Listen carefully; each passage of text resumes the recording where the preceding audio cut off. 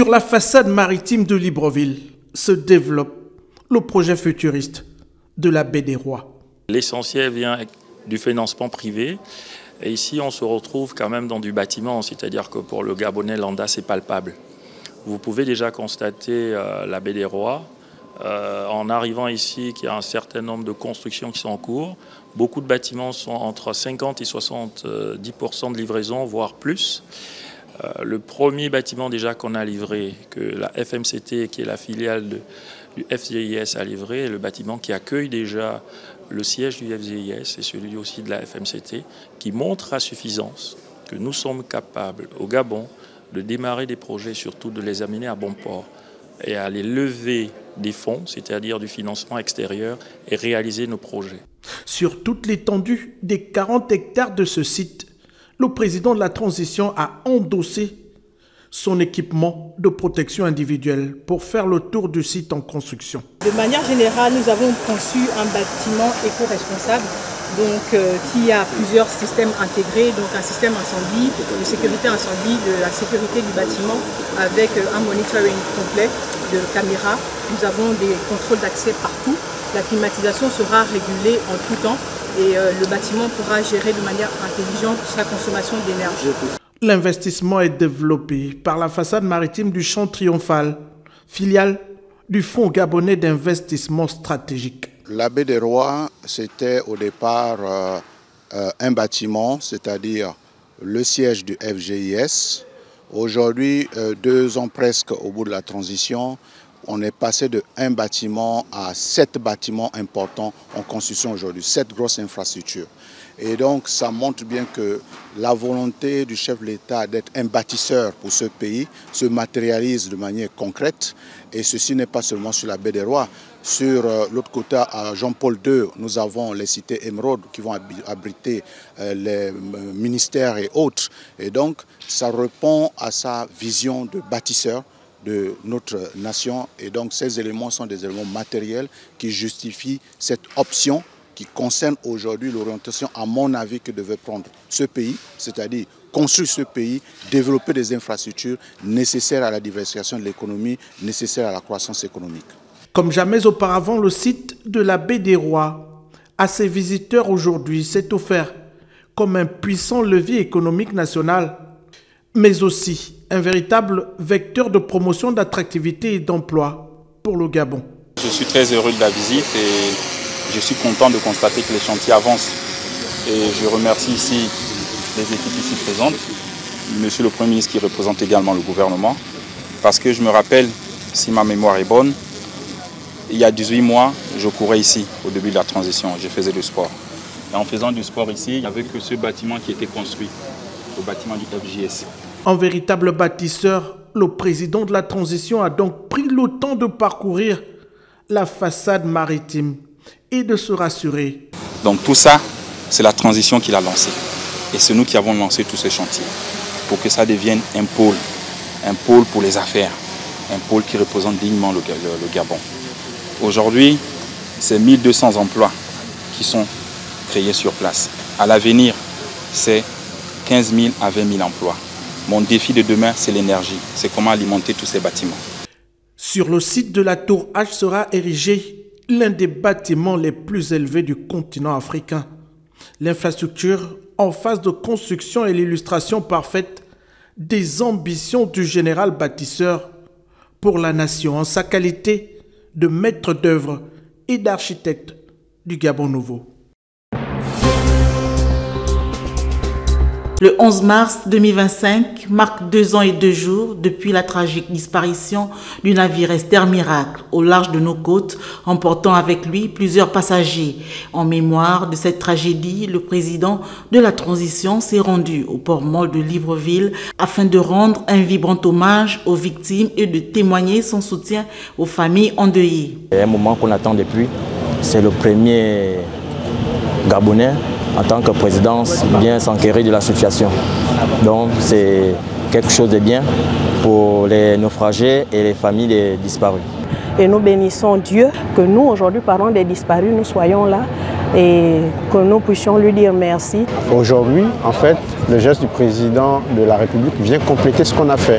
Lui aussi, à son tour, il vient déposer une gerbe de fleurs en mémoire de nos disparus. Nous sommes très contents. On est très émus d'abord, au nom de toutes les familles des disparus, que le président a pensé à cette histoire. Comme disait la veuve Tonou, on avait déjà perdu espoir. Un soulagement, un confort, sachant que les autorités aussi prennent à bord le corps ce qui se passe. Aujourd'hui, on souhaiterait que les affaires sociales et le gouvernement en place puissent les prendre en charge. Dans un moment empreint de solennité, le général de brigade a procédé au dépôt d'une gerbe de fleurs devant le mémorial érigé en hommage aux disparus, suivi de l'exécution de l'hymne aux morts.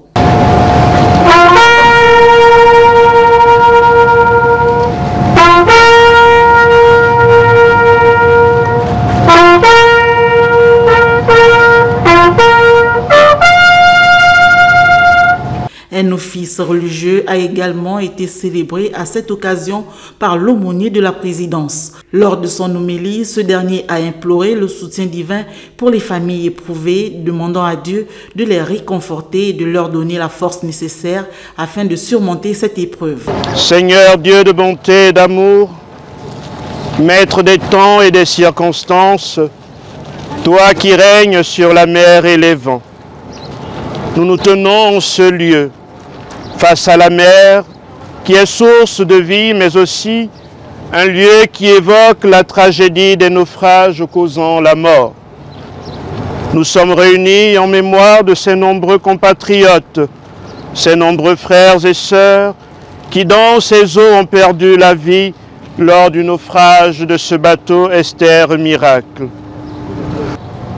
En évoquant la mémoire de ces victimes en ce lieu de l'Esther Miracle, nous voulons aussi, Seigneur, penser à toutes les victimes de toutes les autres formes de tragédie dans notre pays.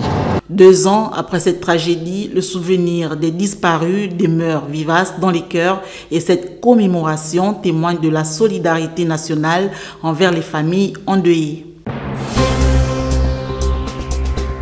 Nous avons accompagné la transition et nous continuerons à l'accompagner parce que nous sommes en train de rentrer dans une étape cruciale, les élections présidentielles, et le Bloc démocratique chrétien a réaffirmé son engagement d'intégrer cette grande plateforme des bâtisseurs et nous avons réaffirmé notre engagement pour un Gabon meilleur, bien sûr. Il nous a reçus avec beaucoup de gentillesse. Nous voulions, à la veille de ces élections, comprendre exactement où est-ce que nous allons. Parce que le président, comme les armées, les forces de sécurité, ont été salués par le peuple gabonais. L'histoire retiendra que l'UPR aura été le premier parti de ce pays à avoir fait appel à sa candidature. Donc nous sommes très honorés de pouvoir l'accompagner comme on le souhaitait pendant la transition et après la transition. Il souhaiterait que tout se passe dans la paix, que nous fassions preuve de maturité, de grandeur d'esprit, que nous acceptons les résultats des urnes sans toutefois faire de la mauvaise foi. Ce qui est important, c'est que le Gabon connaisse un développement. Ce qui est important, c'est que les Gabonais puissent parler le même langage. Ce qui est important, c'est que les Gabonais soient fiers dans leur propre pays. C'est ça qui est important. Alors je suis venu aujourd'hui pour lui dire merci.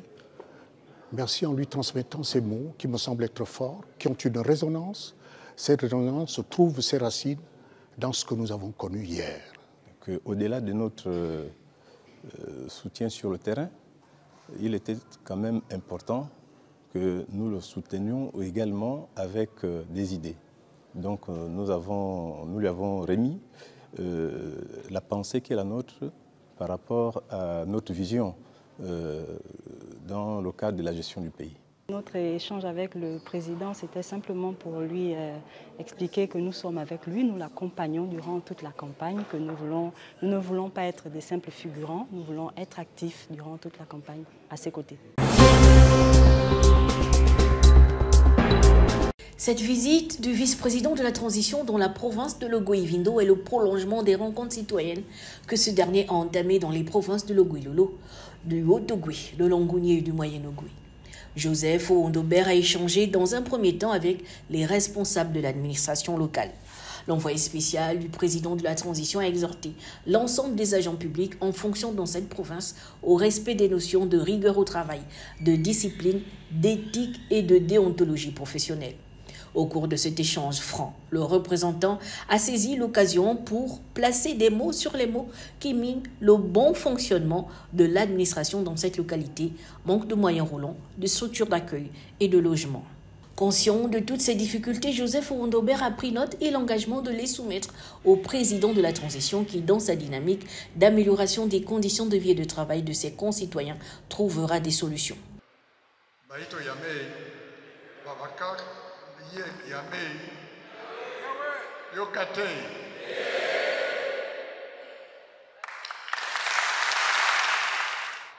Ma présence ici participe de la volonté du président de la transition, président de la République, chef de l'État, le général de brigade, Brice Clotaire Oligui Nguema, de donner une place prépondérante aux sages et dignitaires, d'écouter les anciens, comme on dit, d'être proche de vous et d'avoir votre assentiment et vos lumières sur la conduite de la nation et des problèmes qui minent notre pays.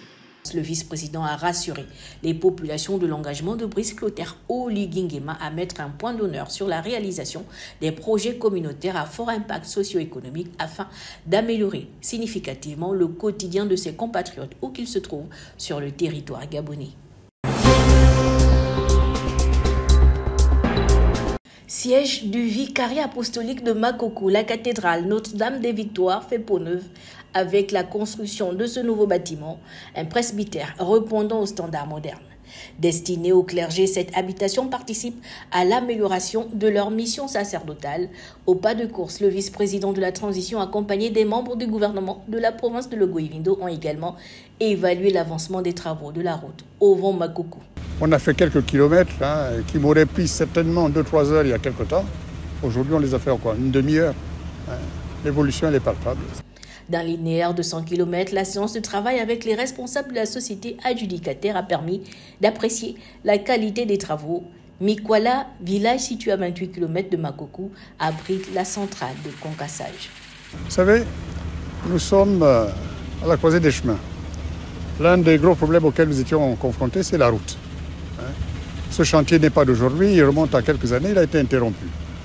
Le président Oligui, en prenant les choses en main, on a décidé autrement, il essaie justement de remettre sur pied ce chantier d'importance.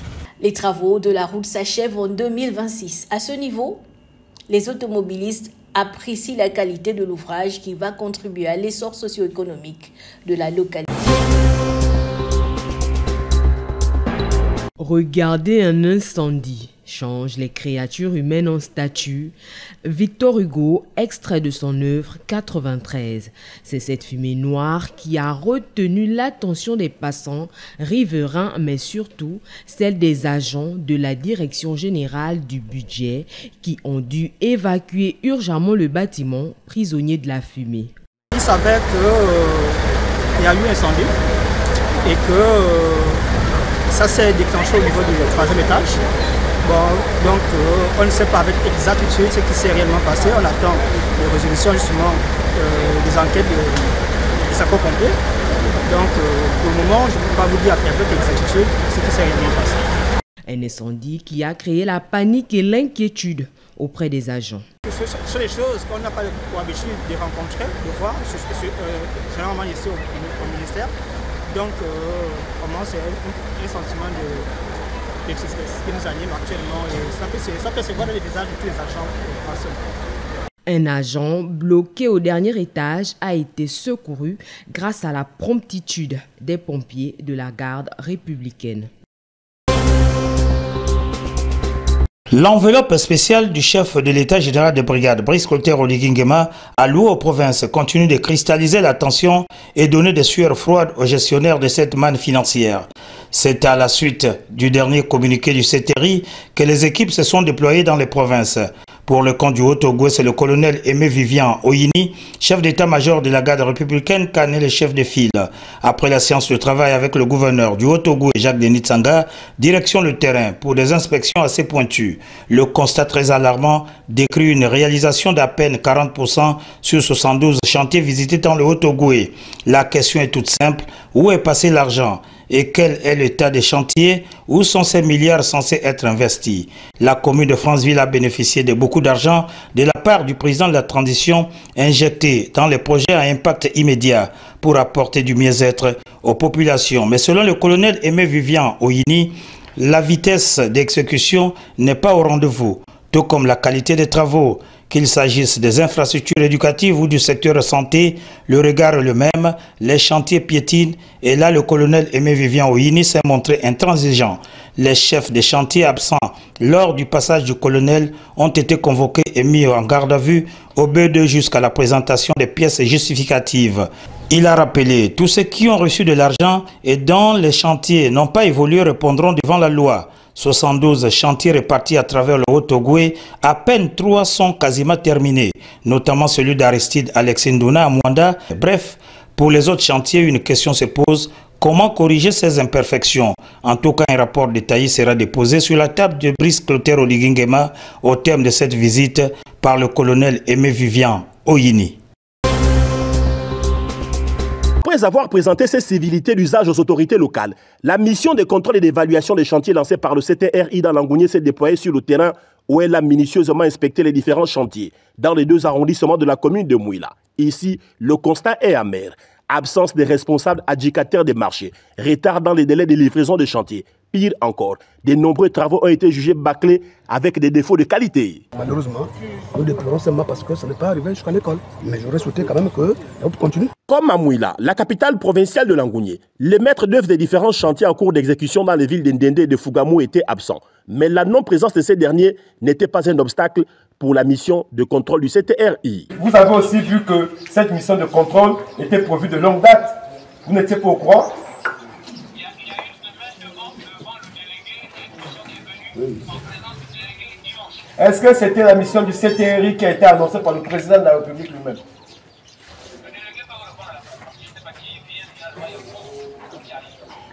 Bien, ok. Vu que c'est comme ça que vous prenez cette affaire-là, moi je rendrai compte au président que vous avez refusé de venir. Parce que vous ne pouvez pas me tenir ce genre de réflexion. Dans ces 2 localités, la mission de contrôle a relevé des incohérences troublantes, à l'exemple des bordures facturées, mais inexistantes sur le terrain, ou encore des surfacturations. À l'issue de ces contrôles, un rapport sera déposé sur la table du général président Brice Clotaire Oligui Nguema. Économie, éducation, santé, environnement, les conséquences du manque d'accès à l'eau potable et aux services essentiels comme l'hygiène ou l'assainissement sont nombreuses à Bitam, où les femmes, les enfants passent des heures de jour comme de nuit devant les pompes publiques pour récolter une goutte d'eau. Aider quand nous souffrons à cause du manque d'eau.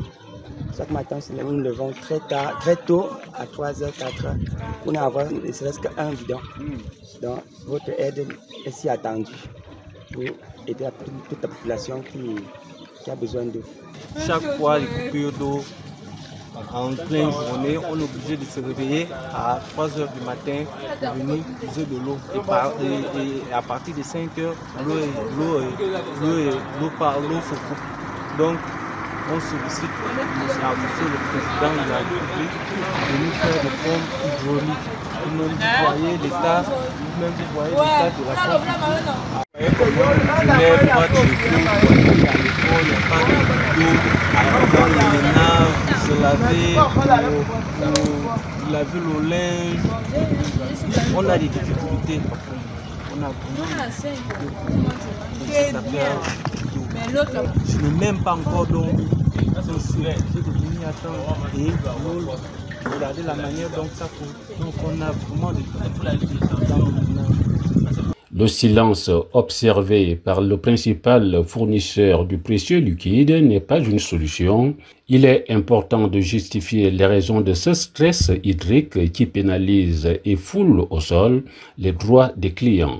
L'accès à l'eau, crucial pour le développement, est l'un des premiers problèmes à résoudre dans la ville de Ndonkulu afin d'améliorer l'alimentation des familles. Nul ne peut séparer l'eau à l'hygiène et à l'assainissement. Dieu aime celui qui donne avec joie et qui veut rendre à Dieu tout ce qu'il fait pour lui. Cet acte de générosité, de bonne aventure et Minsa fait suite à l'une des doléances sollicitées par les chrétiens de cette communauté religieuse de Mbabo. J'ai répondu à l'appel des populations du village Mbabo qui ont sollicité de venir leur aider. On se sait juste qu'on est venu en aide à l'église, donc je connais la réalité de mon canton, des besoins de mes populations, d'où on essaie d'accompagner nos populations.